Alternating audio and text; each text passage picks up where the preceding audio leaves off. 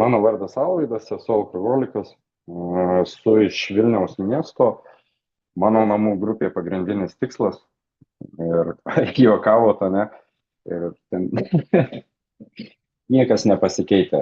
Į draugiją atėjau prieš 8,5 metų ir šiandien esu lygiai toks pat paleistuvis, melagis ir vagis. Ne, ir tik jau taip nebesielgiu.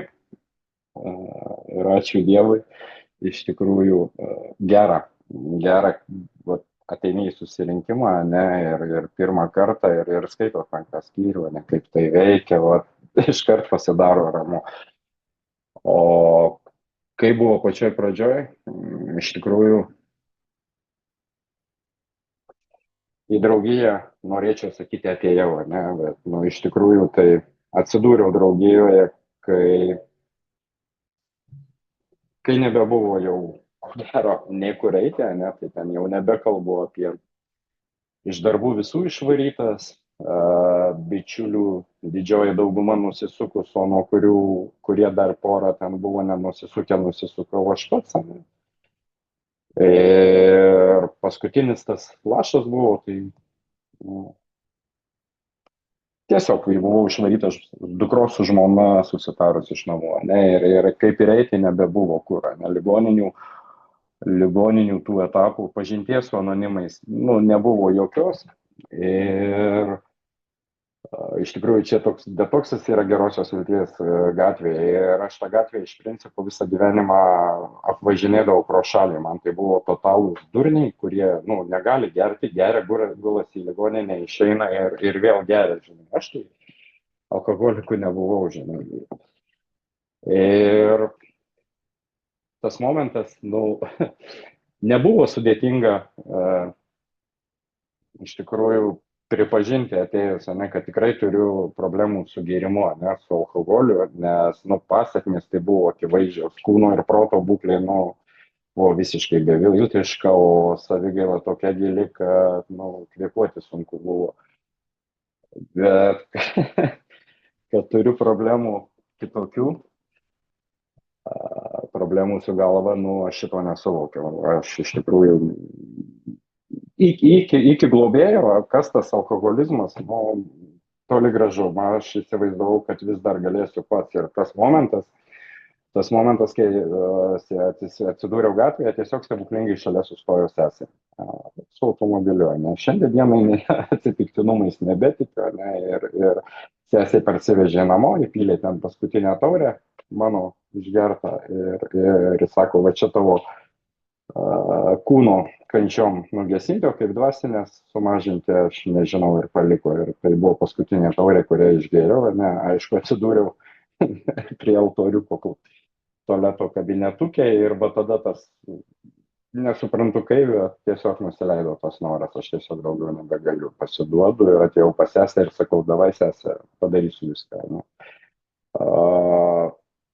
Tada sėdam prie interneto, suvedė į internetą, Google'e ten pagalba nuo alkoholizmo ir išmetė automatiškai 2 eilutes, žinai, ten, anoniminiai alkoholikai ir Minnesotos programa, ne, ir sesė taip sako, ai, čia anoniminiai alkoholikai, reikia lankyti susirinkimus, vienu žodžiu, briedas, sako, reikia pas rimtus specialistus ir atsidūriau Minnesotos programą. Iš tikrųjų, ačiū Dievui, kad aš ten atsidūriau, ne, ten greitai pasijutau tarp savų, bet tas momentas, kad,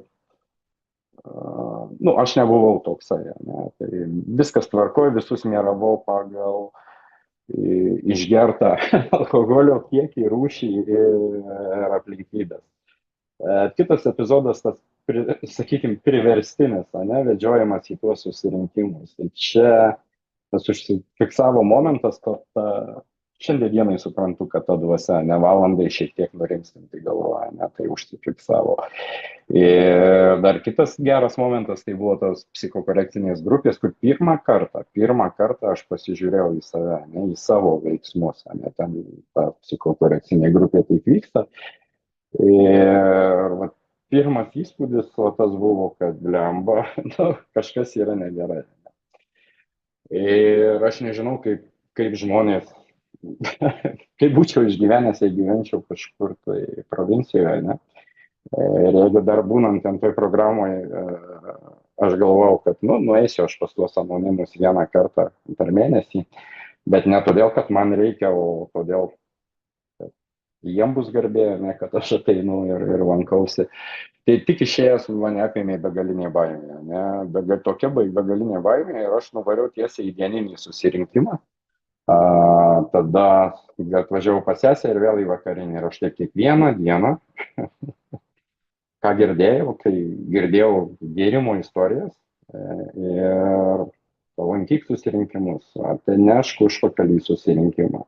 Nu ir okei, aš ir nešu ten, nu, tie bairiai 90 dienų, 90 susirinkimų, kai kurias dienas net po 2 kartus į dieną aš į jį ateinu ir iš tikrųjų blogumas toks neišpasakytas, aš nesuvokiu, ne, man tiesiog tas fizinis noras gerti buvo patrauktas, aš to suprasti nesupratau, o beprotybė buvo ir savigaila tokia didelė, kad nu į nieko. Ateini visada pasitinka su kava, kaip tau sekasi, aš viskas ok, gerai, ne, o viduj dušioj taip prastai, po susirinkimo. Iš tikrųjų tai buvo kiekviena diena po susirinkimo gyvybės ir mirties klausimas. Nu, aš nežinojau, o gyventi kaip nežinojau, nenorėjau ir begalinė kančia, žinai, grįžtu namo ir sesė sako, na, Vaidai, tu daryk, ką nori, žinai, sakau, lemba, nelįsk prie manęs, aš sveikstu, žinai.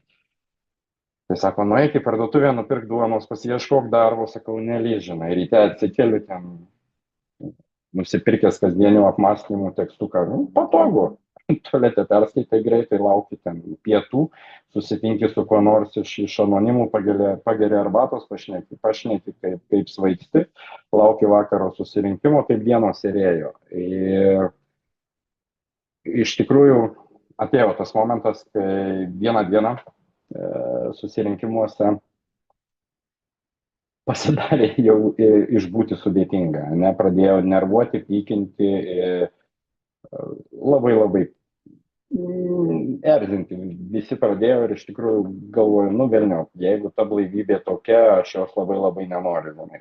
Ir bandžiau eiti prašyti pagalbos, žinai. Prieinu prie vieno, išsirenku su didžiausia blaivybės stažu žmogų, spalvų geras, padėk, o jis man sako, tu nusipirk literatūrą, vaikščiok į susirinkimus ir viskas savaime ateis. Nu gerai, nusiperku visas knygas, išskyrus mūsų didžiąją knygą, nes ją pavarčiau Minesotoje, nu ten briedas ar kažkokia pasaka.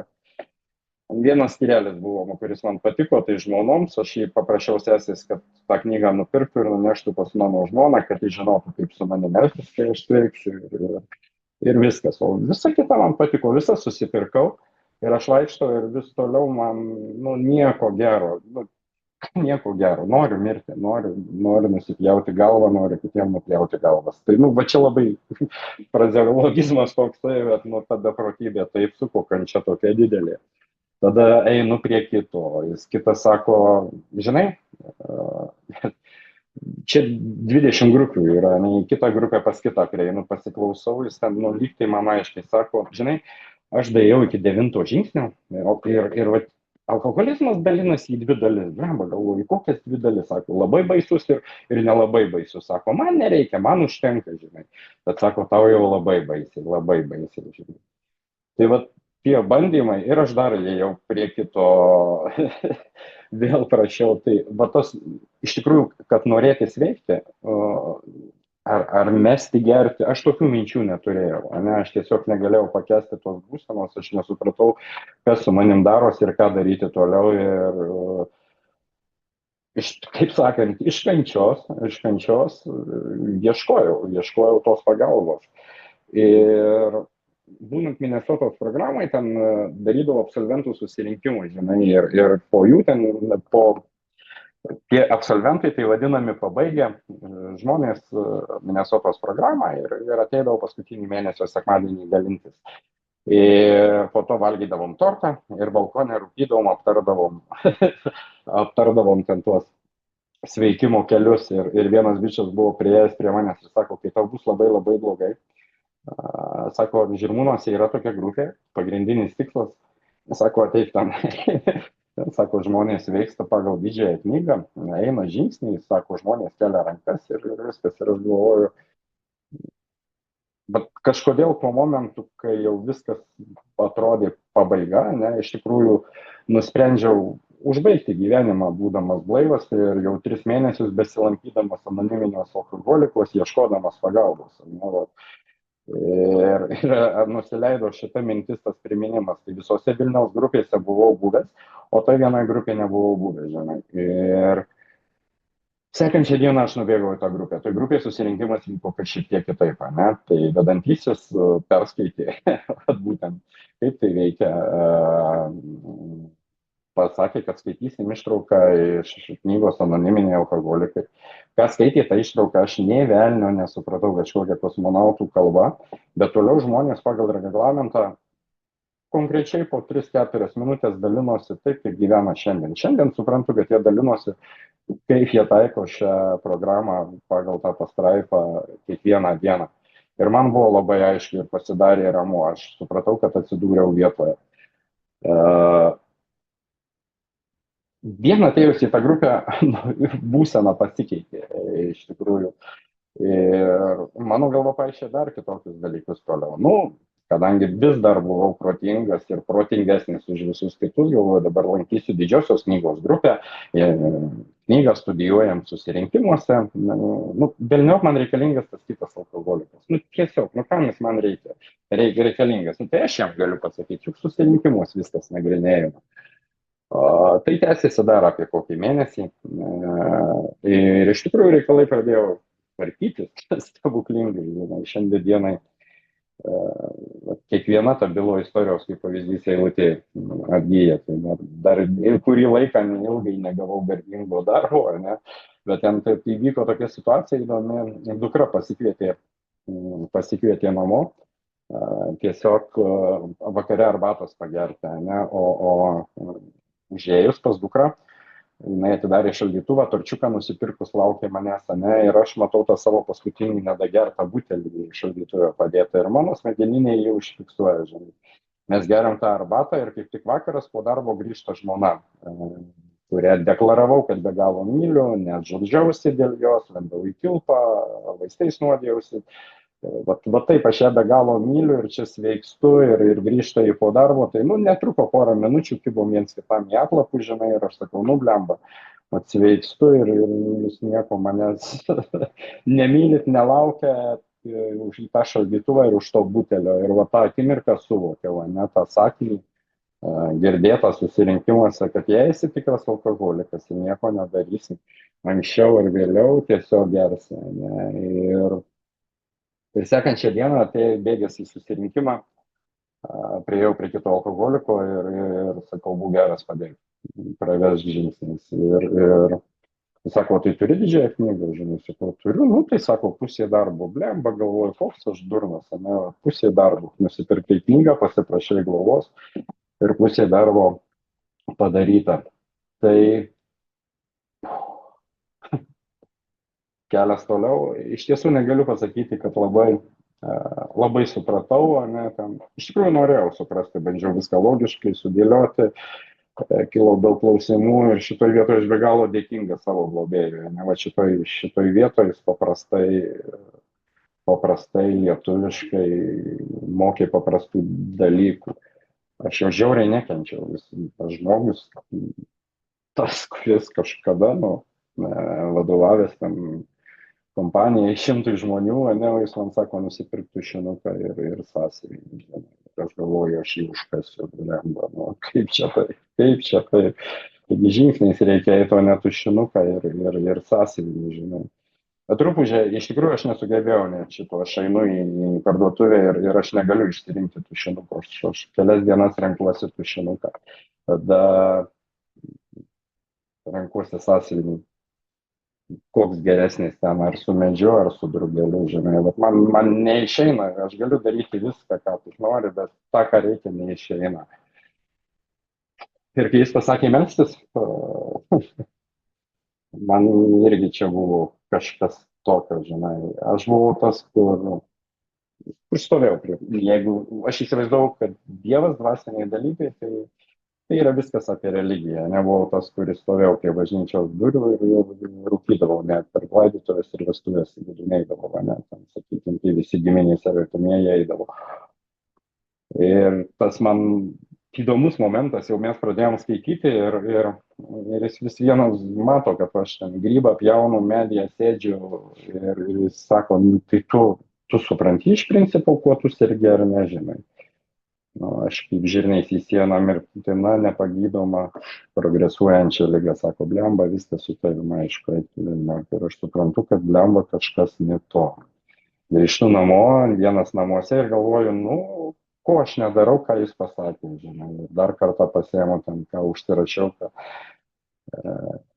ant kelių kalbame žinojimo tą naudą. Ne, ir ten buvo ta vieta apie psichinę būklę, žinai, ir užsirakinu duris, užsidarau žaliuzės, praeinu visus kambarius, įeinu į tualetą, užsidarau tualetę, atsiklaupiu, pasimeldžiu žinojimo maldą ir grįžtu prie užduočių.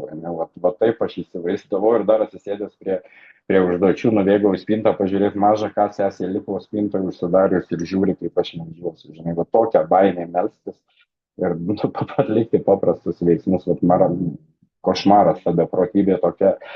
Ir va tą akimirką aš dėkingas, vat, šitas veiksmas, ta dovana, tai tiesiog aiškus paprastas supratimas, nusileidęs iš aukščiau, kad aš esu psichinis ligonis, ne, va, tiesiog psichinis ligonis ir mano galva padarys viską, žinai, aš turėčiau būti uždarytas, aš tai va supratau ir man daugiau klausimų nebeliko ir nuo tos dienos tada uoliai dariau viską, paprastai, ką sakė globėjas, daugiau nebesipriešinau. Ne? Tai čia va tas pradžia tokia, toliau ten trečias žingsnis efekto, kaip ir nepatyriau, ten aš klausiausi ir labai bijojau ketvirto. Labai bijojau to ketvirto, nes visi kalbėjo, kad per ketvirtą žingsnį visi užgeria. Ir iš tikrųjų mačiau tuos pavyzdžius iš mūsų grupės, mes buvom labai draugiška Minesotoje, vienas paskui kitą mirė, trys bičiuliai, bet tai man dar vis nebuvo, tai ne apie mane, tai liga nemirtina, žinai, vienas pasėmė ginklą tėvų nusišovė, ten kita porelė nusprendė kartu sveikti, Minesotoj susipažino ir kartu eiti sveikimo keliu nusprendė, tai ten jau jie po savaitės abu gėrė, vaikinas mirė, mergina, ačiū Dievui, šiandien dienai veda kitas, eina keliu ir veda kitas, žinai. Ir trečias susidaręs gėrė iki mirties, žinai. Ir aš va šitos faktus, tai grupė susirašinėjame, matau ir mane ima baimė. Ir dar iš tikrųjų iš baimės ir dariau toliau tuos veiksmus. Tai ketvirto rašymas, puoliau daryti viską, tai yra tarnauti, ten mes važinėjame mūsų grupė po kitus miestus, aš ten visur naudingas, apsikroviau visom tarnystėm, bet rašyti nerašau. Ir galų gale globėjas po mėnesio laiko, ne mėnesį laiko, ir sako, arba tu rašyk, arba viską, žinai. Ir aš net sugalvojau, jeigu atvirai, tai išvažiuoti žmonos suparalyžiuotą močiutę, prižiūrėti į vienkiemį, kad tik kuo toliau nuo globėjo. Bet ačiū Dievui, va, čia buvo irgi dalis mano 9 žingsnio. Parašiau aš tą 4.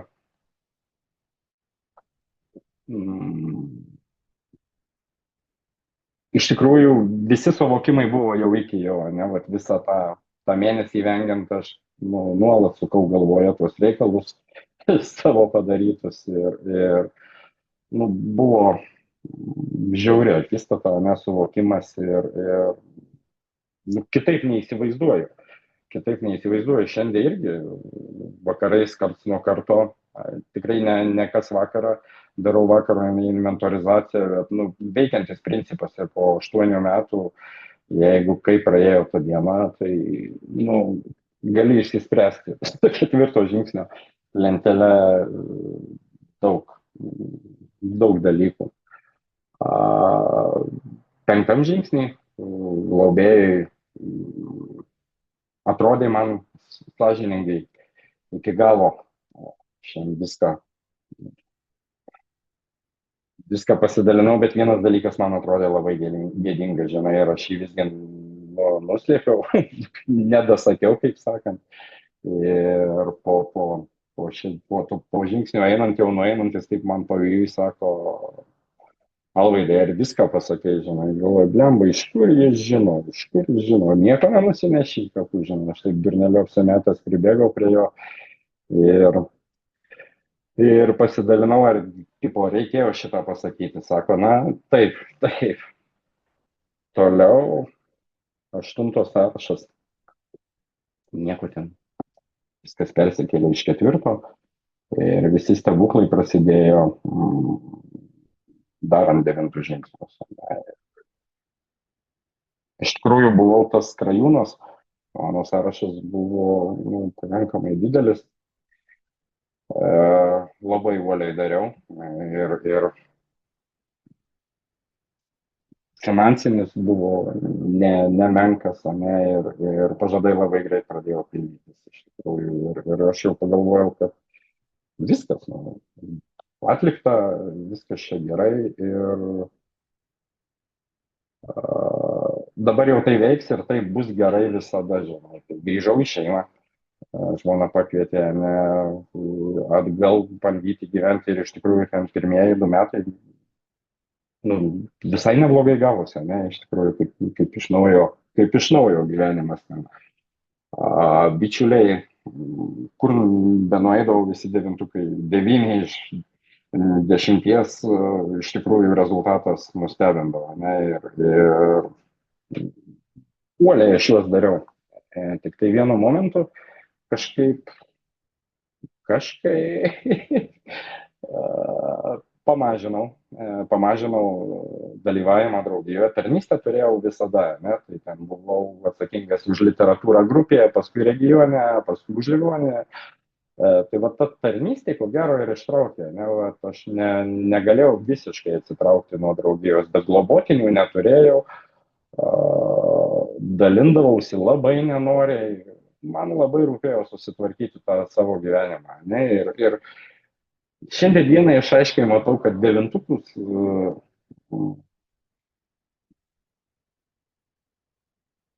kur nesvarbu, gerai ar blogai dariau, ne, tai tiesiog visos tos problemos įsisprendė. Bet buvo, kur aš interpretavau, ne, Dievo laikas, atidėti, truputėlį pamanipuliuoti ir va šitoj vietoje aš pasidvigubinau,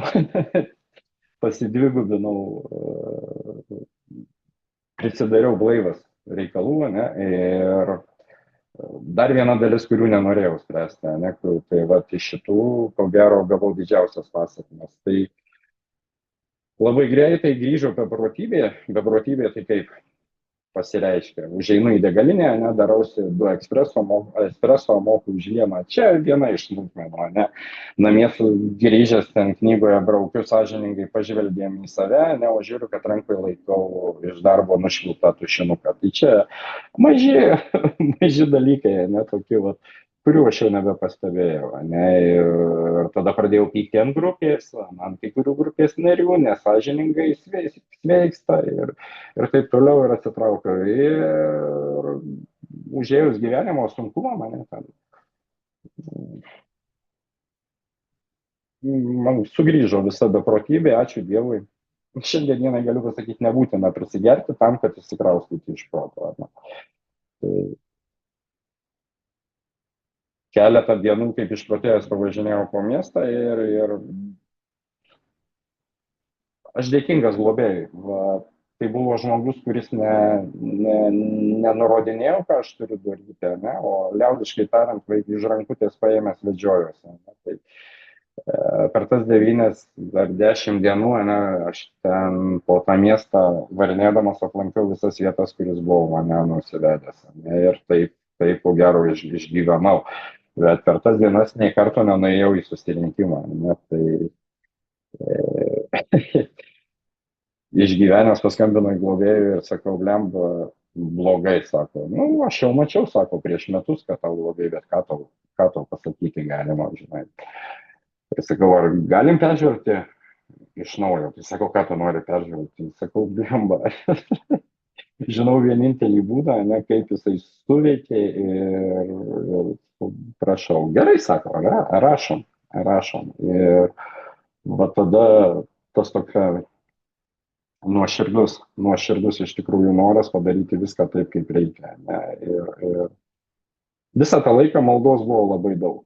Ne, va, kai pradėjau melsti, aš buvau papuolęs ir įsivėlęs ir į dvasinį svaigulį, žinai, ten pačioj pradžioj dar iki to devinto, prisimeldęs iki to, kad Marija iš paveikslo šypsojosi, žinai, ir aš jau galvojau dvasiškai taip pabudau, bet ir norėjau labai apie šitą pasidalinti su globėju, žinai, bet atėjęs į susirinkimą išgirdau, kad sako, jeigu jau Marija merkia akį iš paveikslo, tai čia ne apie tai. Aš supratau, kad ne man vienam tai buvo. ir malda ištraukė. Tai iš naujo pasidariau sąrašą, peržvelgiau ir sąžiningai padariau beveik visus devintukus. Ne? Tai iš proto su žingsniais išsikrauščiau iš proto ir teko susitvarkyti. Nu, toliau, 10, 11, 12, tai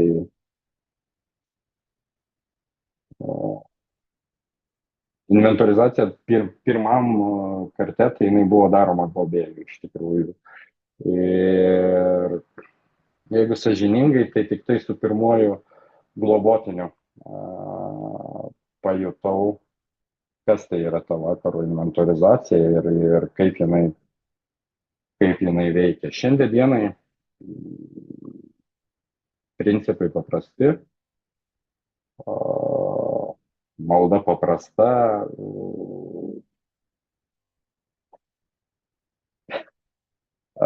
kreipiausi irgi, aš nežinau, jeigu taip atėjo momentas, kai knygoje parašyta, kreipėmės į dvasininkus, vienuolius ir rabinus, kreipiausi pas dvasinį vadovą vienuolį, jisai padėjo kelyje su mama. Tai šiandien dienai galėčiau pasakyti, kad praktiškai visi santykiai yra atstatyti. Tai jeigu ten prieš 8,5 metų, kada dukros paskatinta žmona kartu išvarė iš namų, aš ten bandžiau pasigarti ir pagazdinti dukrą, kad manęs pagailėtų, jis sakė, tėvai, geriau tu būtum pastipęs. Tai šią vasarą, pavyzdžiui, dukra išteka ir žentas sako, gal mūdu dviese einam prie altoriaus, dukra sako, ne, aš noriu, kad mane tėtis atvestų, ne, tai tiesiog geri labai su dukra santykiai, su žmona teisingai, prieš 3 metus išsiskyrėm, tai civilizuotai sėdom ir tiesiog apsitarėm, kad mudviem neišeina, ne, be pykčių, be karų ir šiandien dienai bendradarbiaujam, aš nežinau, vakarais nesirašinėjom, kaip kas sekasi, bet jeigu iškyla vienokių ar kitokių ten, problemų tos šeimos rate, mano ar jos ten, daug per 25 bendro gyvenimo metus, daug bendrų sąsajų, tai, sprendžiam, kalbamės ir iš tikrųjų viens kitam padedam. Su mama turėjau aš, kaip pasakyti, man buvo problema, aš ilgai pykau ant mamos ir šiandien dienai tikrai tų paprastų veiksmų, paprastų meilės darbelių. Šiandien dienai perku vandenį, duoną ir vis nuvažiuoju pas mamą. Praktiškai po 2-3 kartus per savaitę aplankau ir nuostabų santykiai su mama, su visais kitais bičiuliais. Finansinės skolos beveik visos atiduotos jau buvo labai didelės. Su visais kitais bičiuliais bendradarbiaujam, turim bendrų reikalų ir šiandien laisvas iš tikrųjų visiškai naujas gyvenimas. Ne? Tai ramumas, ramumas, pasitikėjimas, aiškumas ir džiaugiuosi iš tikrųjų šiandien iš naujo pažinęs laimės ir ramybės jausmą. Tarnysčių, kaip ir sakiau, aš šiandien dienai be galo dėkingas anoniminiam alkoholikam ir ypatingai savo namų grupėje, nes jie parodė tą būdą sveikti ir šito niekada nepamiršiu. Kaip mano globėjas sakė, aš tai jau nebenumirsiu, imu kitą alkašą, imam didžiąją knygą, sėdam ant bordiūro, skaitom ir išgyvensim. Ir šiandien tas stebuklas, kad man rūpi kiti žmonės, rūpi kas po manęs ateis ir ką ras. Vedu kitus alkoholikus žingsniais taip pat, kaip ir mane pravedė, iš džiugu, jau ir mano globotinių turi, tai geras jausmas. Ką dar išmokai? Apie alkoholizmą išmokai niekada nesakyti ne, kai kviečia kažkur dalintis ir vakar rašo, žinai, va čia apie mane, žinai, rašo ir aš toks svarbus, ašgi šiandien turiu dirbti, žinai. Ir mano pirmas atsakymas, nei labą dieną, negaliu, žinai. 2 minutės maldos ir staigiai visi planai pasikeičia, ir aš jau noriu ir galiu ir rašau, kad man bus garbė. Tai šiandien dieną jau tarnysčių regione neturiu, vedu susirinkimus grupėje, stengiuosi per mėnesį bent į savaitę vieną kartą nuvažiuoti į ligoninę, pasidalinti. Tai ten mes turime ir psichiatrijos ligoninę, ir detokso 4 skyriai, ir Minnesotos programa mūsų grupėje. Ir grupėje stengiuosi būti aktyvus narys, lankom kitus miestus, kitas grupės. Nežinau, aš ir šiandien kaip pavyzdys, nors dirbau, dienos metu užvažiavau į susirinkimą ir po susirinkimo priėjo naujokas ir paprašė pagalbos. Tai šiandien dienai su noru ir užsidegimu dalinuosi tuo, ką gavau. Tai ačiū Jums už galimybę būti blaiviam ir pasakyti, kad išeitis yra